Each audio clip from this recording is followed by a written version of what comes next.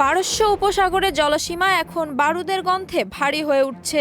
মার্কিন president Donald Trump সম্প্রতি এক বিস্ফোরক মন্তব্য করে জানিয়েছেন তিনি ইরানের বিরুদ্ধে একটি নতুন ও বড় ধরনের সামরিক অভিযান চালানোর সিদ্ধান্ত থেকে মাত্র 1 ঘন্টা দূরে ছিলেন। তবে কূটনীতিক আরও একটু সুযোগ দিতে এবং শেষ মুহূর্তের যুদ্ধ এড়াতে তিনি সেই সিদ্ধান্ত আপাতত স্থগিত করেছেন। ট্রাম্পের এমন দাম্ভিক ও উস্কানিমূলক বক্তব্যের পরই আর চুপ করে থাকেনি তেহরান। ইরানের সর্বোচ্চ মহল থেকে যুক্তরাষ্ট্রের এই হুমকির কড়া ও দাঁতভাঙা জবাব দেওয়া হয়েছে। আন্তর্জাতিক বার্তা সংস্থা রয়টার্সের এক প্রতিবেদনে বলা হয়েছে, চলমান এই সংকট নিরসনে ইরান চলতি সপ্তাহে যুক্তরাষ্ট্রের কাছে একটি নতুন কূটনৈতিক প্রস্তাব পাঠিয়েছে। তবে নতুন প্রস্তাব হলেও তেহরান তাদের আগের মূল দাবিগুলো থেকে এক উচ্চারণও নড়েনি।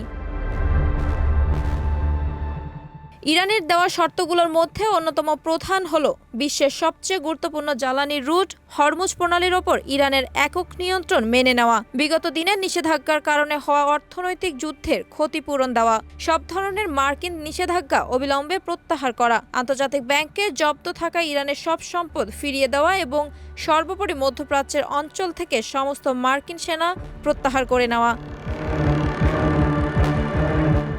যুক্তরাষ্ট্র যখন এই দাবিগুলো নিয়ে ভাবছে, ঠিক তখনই ইরানের বিপ্লবী গার্ড বাহিনী বা আইআরজিসি তাদের রাষ্ট্রীয় গণমাধ্যমে এক কঠোর ও নজিরবিহীন বিবৃতি জারি করেছে। বিবৃতিতে তারা স্পষ্ট করে বলেছে, ইরানের সার্বভৌমত্বের বিরুদ্ধে যদি কোনো ধরনের আগ্রাসন পুনরায় শুরু করা হয়, তবে সম্ভাব্য সেই সংঘাত এবার আর শুধু মধ্যপ্রাচ্যের মধ্যে সীমাবদ্ধ থাকবে না। এর বিস্তার ঘটবে অনেক বড় পরিসরে এবং তা মধ্যপ্রাচ্যের সীমানা ছাড়িয়ে মার্কিন মিত্রদের দোরগোড়ায় পৌঁছে যাবে।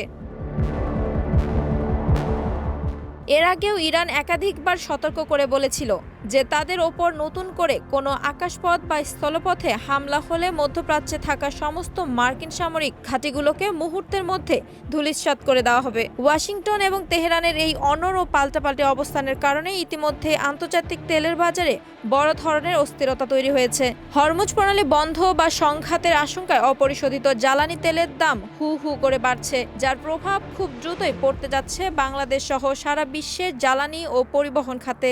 কূটনীতির টেবিল নাকি যুদ্ধের ময়দান, শেষ পর্যন্ত ট্রাম্প এবং ইরানের এই স্নায়ুযুদ্ধ কোন দিকে মোড় নেয় সেটি এখন দেখার বিষয়।